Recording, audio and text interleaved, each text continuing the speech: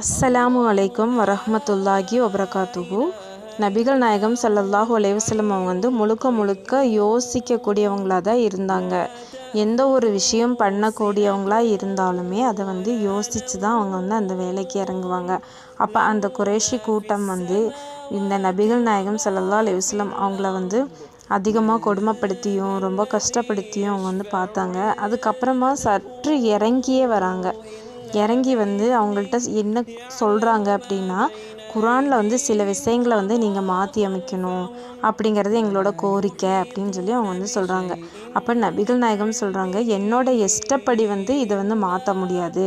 இது வஹி மூலியமாக வந்ததை தவிர வேறு எதையுமே நான் பின்பற்ற மாட்டேன் அப்படின்னு சொல்லி சொல்கிறாங்க. அப்படித்தான் நான் மாற்றிட்டேன்னு சொன்னால் நாளைக்கு எனக்கு தண்டனை இருக்குது.